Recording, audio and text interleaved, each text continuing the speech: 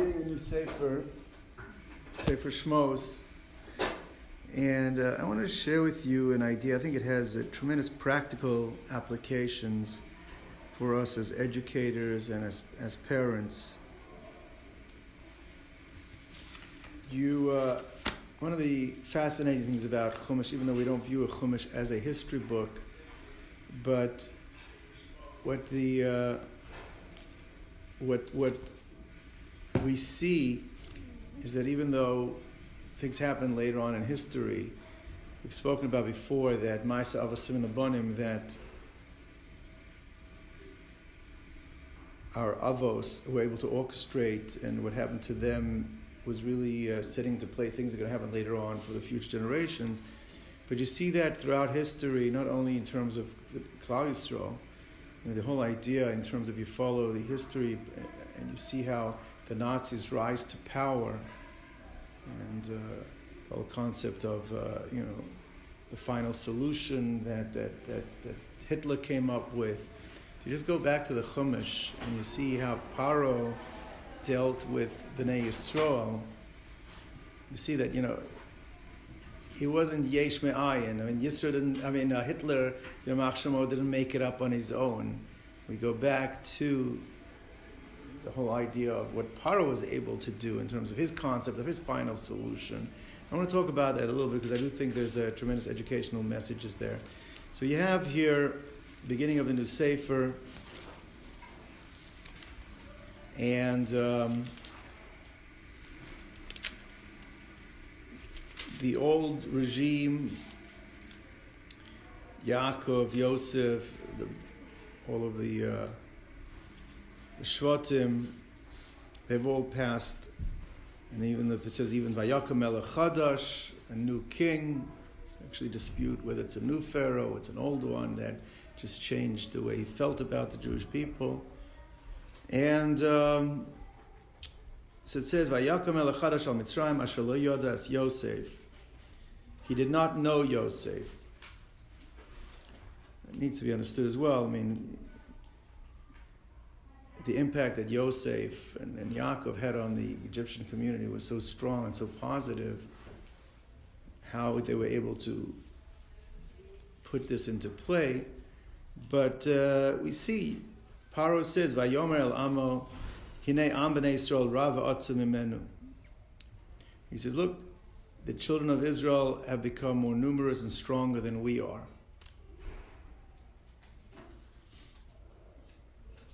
Hava nischak maloi. Come, let us deal wisely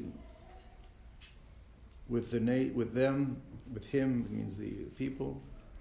Rashi brings lo is referring to HaKadosh Baruch Hu. Let's see if we can outmaneuver HaKadosh Baruch Hu, the Moshiach Shel Klal Yisrael, and figure out a way. That's why Pharaoh said that there already was a flood, and God swore there's not going to be any more floods against it. Let's use water to drown the Jewish children. This way God can't punish us, and he always does things mida keneged mida. He always does quid pro quo, so he won't be able to punish us with water. That's what Rashi says, because it's bothered by why is Hava nischakmo, it should be lahem. I mean, Hava nischakmo lo. It's talking about Hashem. It's a Rashi learned. Pen yirbe, because lest they become numerous. When there's a war, they'll become a fifth column. Guys chamishi, they'll join another. All right, they'll fight against us. Either they'll go out of the land or they'll push us out of the land. Okay.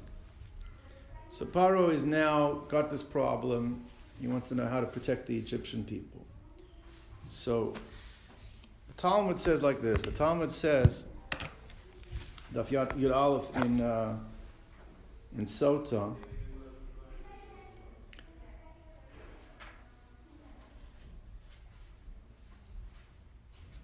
the Talmud first brings down Hava nischak malo, lahem mibayolei. It should have said them, not him. And it brings down the pshat, it's going against the Kodesh Baruch Hu. Fine. Then the Talmud brings down that Pharaoh put together a court of his counselors to come up with the final solution. He had 3 counselors that he brought, smart, 3 wise men that Amar Rab Chia bar Abba, Amar Rab Simoy, Shlosha hayu v'osa eitza. In that council, where they came up with a final solution to try to figure out how to eradicate at least the males of the Jewish people, there were 3 that were sitting there as his Ki'ilu, his Beis Din. Right? Who was there?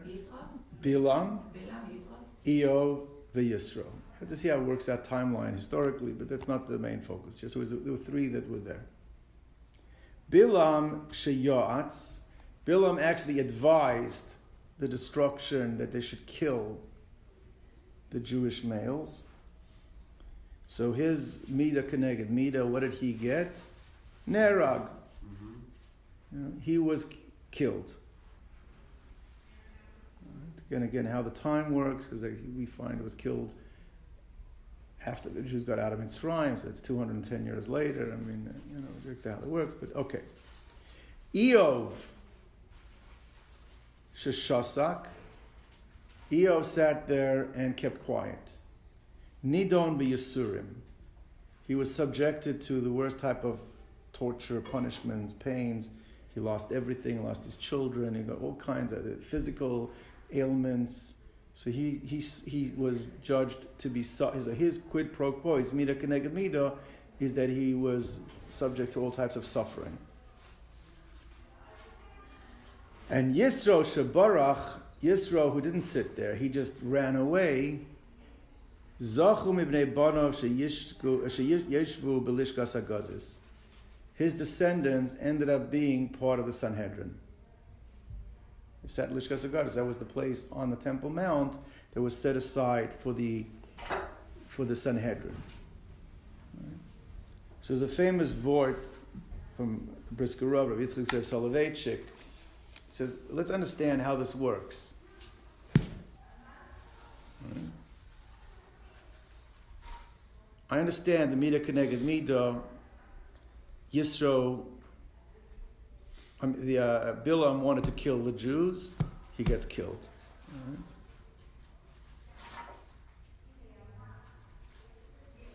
But if you want to discuss who seems to be worse, Bilam or Eov, okay, Eov sat quietly. Why did Eov sit quietly? Because he realized Pharaoh already had his mind set up. Okay. Yisro's running away. So it's going to be 2 against 1. So he doesn't want to run away. So sit there and argue the other point, he'll probably end up getting killed. It's not going to make a difference because Paro's going that way, Bilam's going that way. It's not going to make a difference. He sat quietly. Should have spoken up, didn't speak up, fine. But the Yisurim of Eov, how's that worse than Bilam?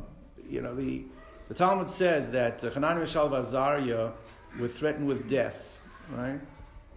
If they did not serve the idol. So Talmud says if they were tortured and not threatened with death, it's not so clear they would have been able to withhold. Because torture is worse than death. The Yisurim of Eov, that's legendary. It seems that his punishment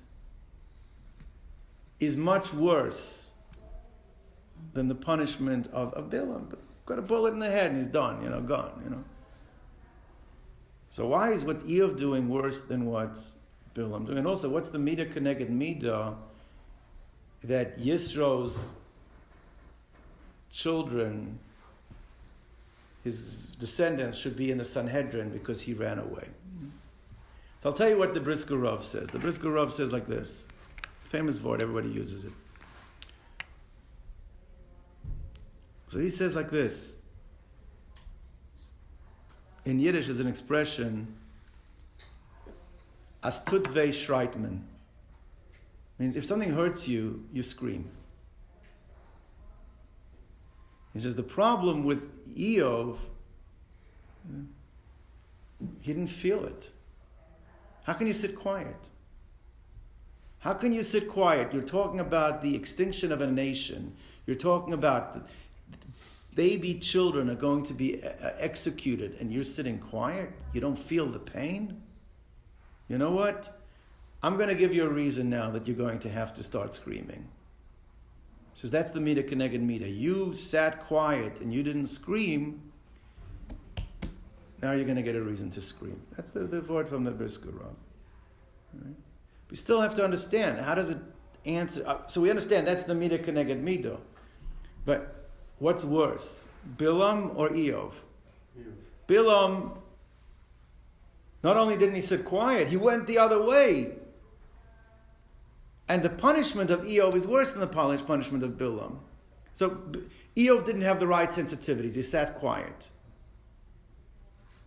So he didn't feel the pain. So we're going to give him the pain. Now you're going to scream. But it still comes out. What Eov is undergoing, what he's suffering, seems to be worse than Bilam. How can you say Bilam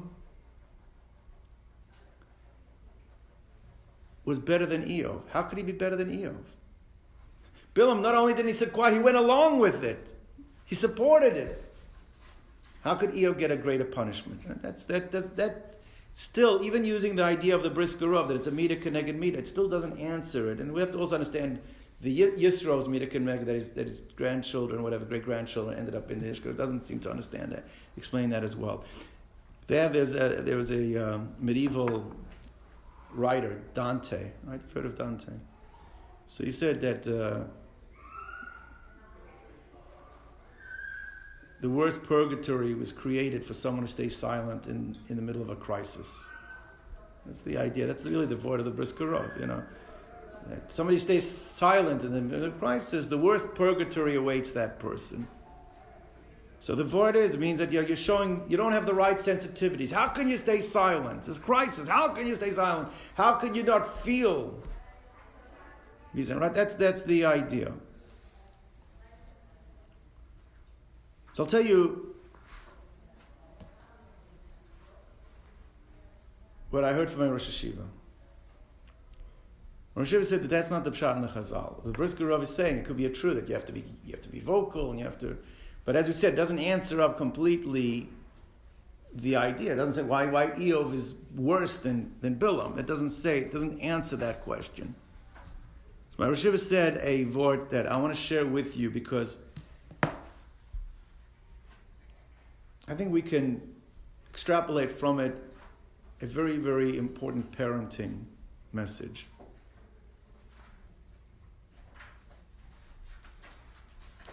There's like 1.5 billion Muslims in the world. I think it's like 1.5 million. Right? The radicals, right, the ones that are like the Sharia law, maybe what? 10 million, 20 million, a small percentage of the are these radicals, these crazy, completely, looking for world domination,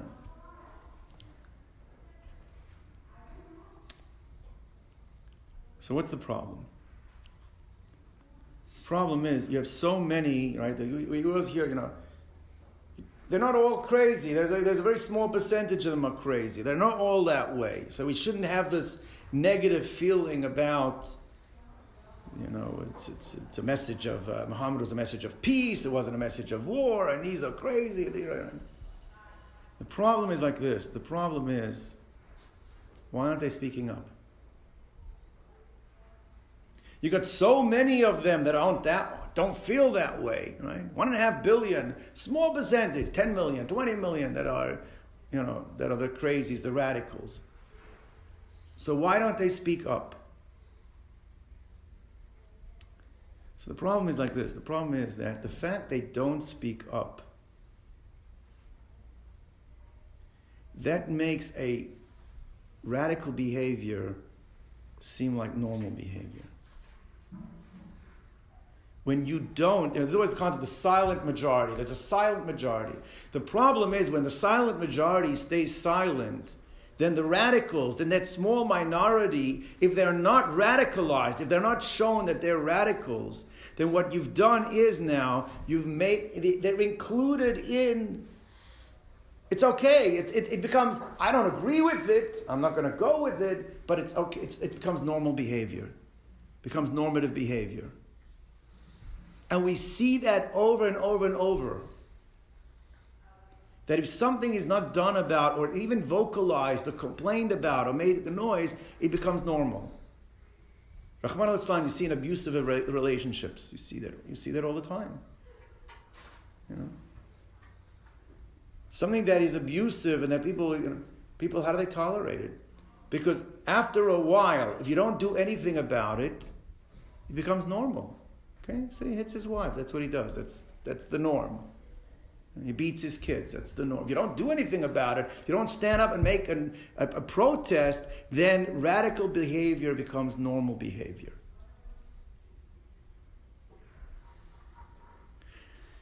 The pshat here, in what Eov was doing, was worse than what Bilam was doing. Because the person, if you have the Meshugana who's going to say, okay, I also believe in Shehir, then you're just another radical. It doesn't affect the overall picture. He just becomes another radical. But the ones that are not the radicals, the ones that are the normal ones, but when they keep quiet, what they are showing, I might not agree with you, but it's not such a crazy idea. You're making it normal. Eov, the fact that he kept quiet, not shot like the Brisker Rav is saying, it's because you don't feel the pain, you should scream up. The problem is a lot worse than that. It's not because I didn't feel something, I should react to what I feel. The problem is by not speaking up, I'm condoning what you're doing is normal. It's normal to wipe out an entire nation. Quiet. It's not a question of whether if I spoke up would have made a difference or not. It would have made a difference. Not necessarily because they would have listened to you. But you know what? The other 100 million Arabs or Egyptians or Mitzrayim would have known that you, the normal one, stood up and said something about it. That it's not okay. It's not normal. They went with it and they didn't listen to me. But it's not okay. You keep quiet. There's an expression in the Talmud, shtika kahudah. Keeping quiet about something as if you're acknowledging that it's okay. So it's a whole different vort than what the Brisker Rav is saying. Because the Brisker Rav is saying is, you have to have that sensitivity. You have to react. You have to react to the feeling. You have to react to the pain. You have to react to that. It's okay, fine. But how could Bilam be worse? How could Bilam be not punished worse than you know? It's not trying in terms of react. In fact, we're going to see that could be exactly the opposite. Is you're normalizing something that's radical. You're normalizing something that cannot be normal. You can't tolerate something and expect it that just being quiet, whether you can do something about it right now or not. It's not the fact that whether you're impacting now in terms of being able to stop it. That's not the issue. The issue, how is it going to be perceived by everybody else? Is it normal? Is it not normal? That's the problem.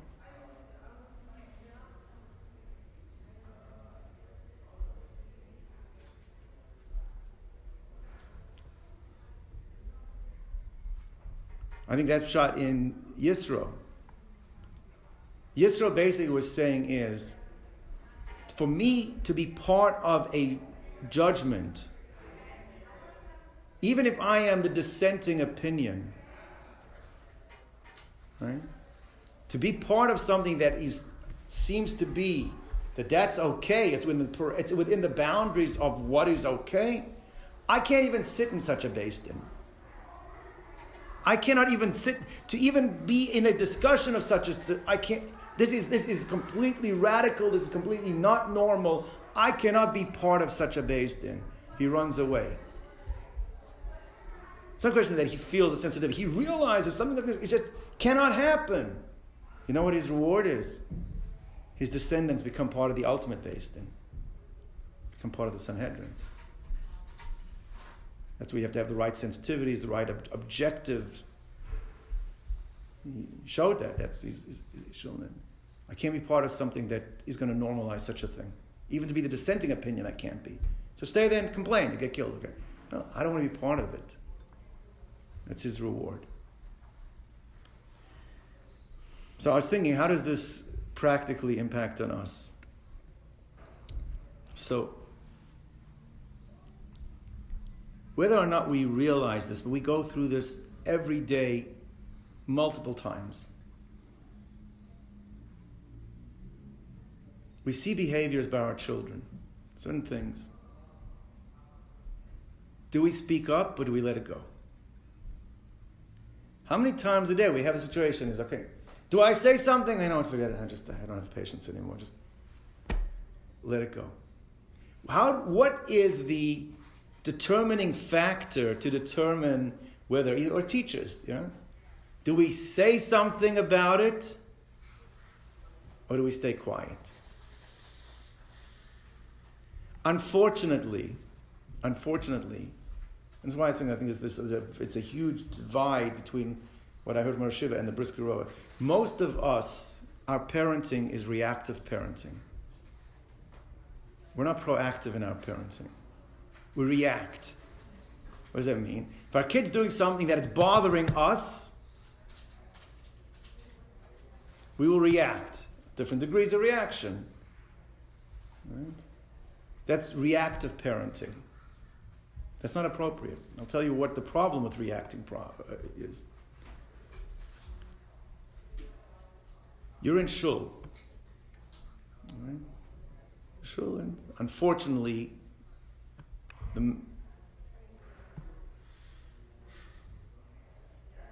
talking in shul is a major problem.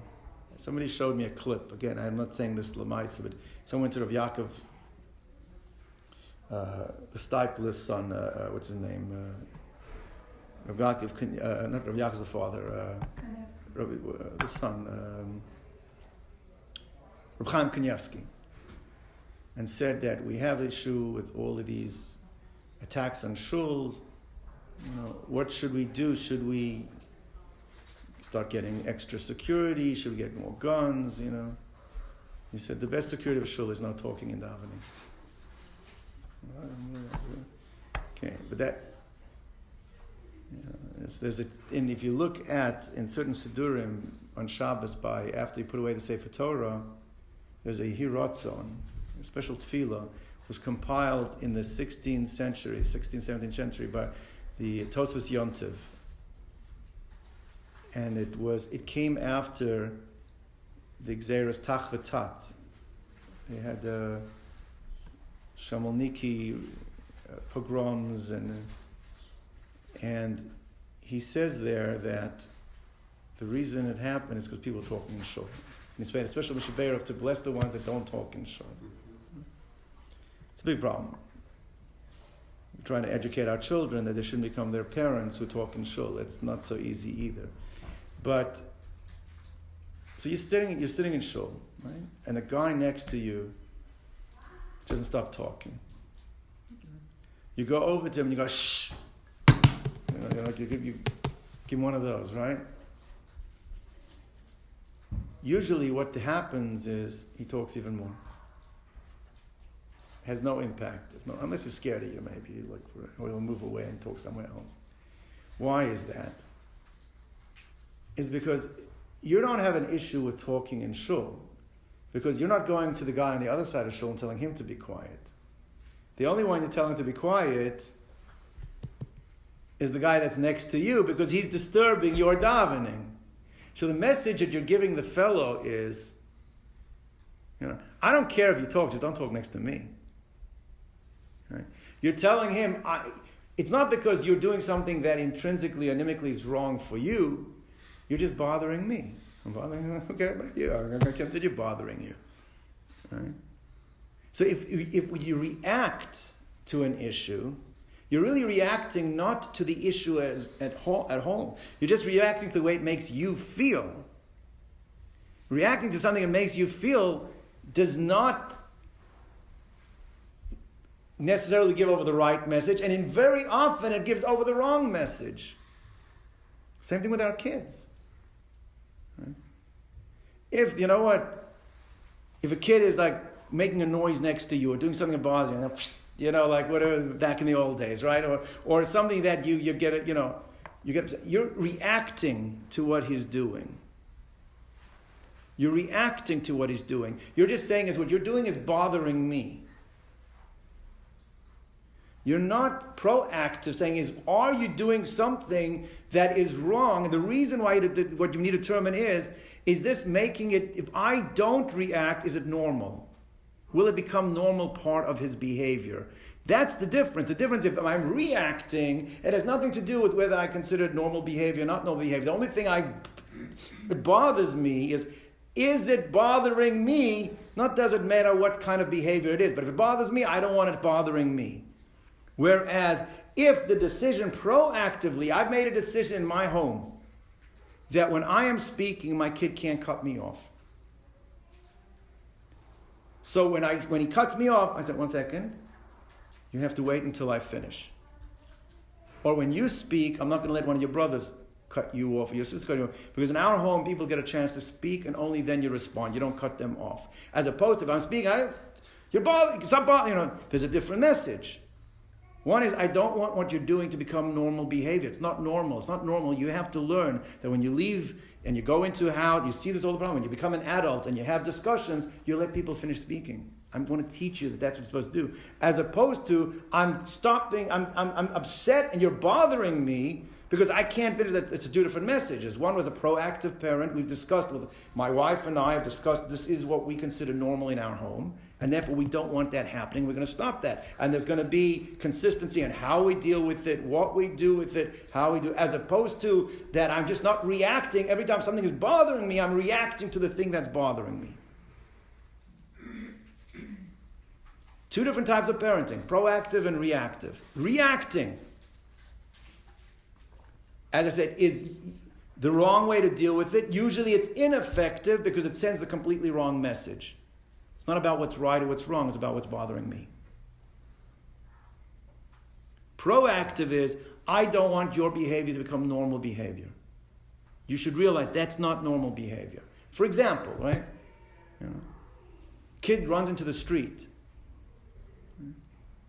There's no question. You're going to go ahead and react. You can't stay silent over there. You can't be quiet. Well, listen, that's it. Hopefully the car will miss him, but you react over there. You react because you cannot allow a kid to think that he can do something dangerous. Put his kids put a finger in the plug. It used to be when South Africa grew up. They had the big holes there. You could actually stick your finger in. Right? The kid takes a coin. Is trying to put it.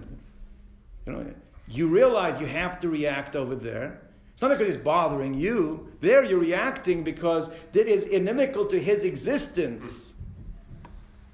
To doing that. That's how we have to react to things. And we have proactive, we have to realize certain things are inimical to what they are doing. We don't want them to become normal behavior. As opposed to sometimes, I'm in a class, you have a kid, kids, it's like, sitting there with a pen. Right. It's not bothering anyone else. Who's it bothering? Me. It drives me crazy. Stop that. You know what? It's making him happy is doing that. I have to learn that it's not creating a problem for anyone around him. It's not creating a problem in the class. Don't react to that behavior because that's not, then you're just reacting to something that's bothering you, but it's not because something you want it to not become part of his normal behavior. So basically the point we're saying, and this is the critical point over here, is as parents, the way we react to something, the way we have to be, and we have to be proactive about it. It can't be the way we have to react is proactively is if you don't want a behavior to be normal behavior moving forward or becoming ingrained, that's when you react to something. If it's not a big deal in terms of what he's doing as part of becoming part of him, but it is bothering me, that's what you have to, as a parent, overcome. And fine. Let it go. It's nishkaferlach. It's not the end of the world. Let it go. Unfortunately, we do the exact opposite. We react to the things that bother us, and we don't react to the things that eventually become normal behavior by the child, and they become a problem later on in life as well. So that is the way we're coming to this is saying is, why was Eov punished? So the Brisker Rav saying because he didn't react appropriately. You should feel the pain. Now we're going to feel the pain. Now you're going to scream. Why is Bilam worse? Why is Bilam better? Bilam got killed right away. So because we're saying no. The message was a different message. You didn't react to it means what he's doing is normal. Bilam is saying I'm going along with the Meshugana. Pharaoh's a Meshugana, he's a radical, I'm a Meshugana too. That's all the message would have been. Eov keeping quiet, and he's the normal one, then it's normal behavior. Cannot make such a thing normal behavior. You have to run away. You got to get away from there. Cannot make it part of normal behavior. That's what Yisro does. But I think that's just a very, very important message. And as I said, most of us, we don't have time, we're busy. We don't sit down and think about what are the parenting rules. A good teacher, you walk into a classroom, on the wall, these are the rules of the class. Right? That's the way, right? They don't make up the rules as they go along. Most of us, we've never been trained to be parents, and we make it up as we go along. We have to have that list. There has to be a clear list in our house. We don't do this, we don't do that, we don't do that. And this is how we react to it. We don't make it up as we go along, and we don't react to it because it bothers us. We react to something because the child, become part of his, ingrained in him, will create problems for him later on. But Bilam comes to curse Bnei Israel, and Yob never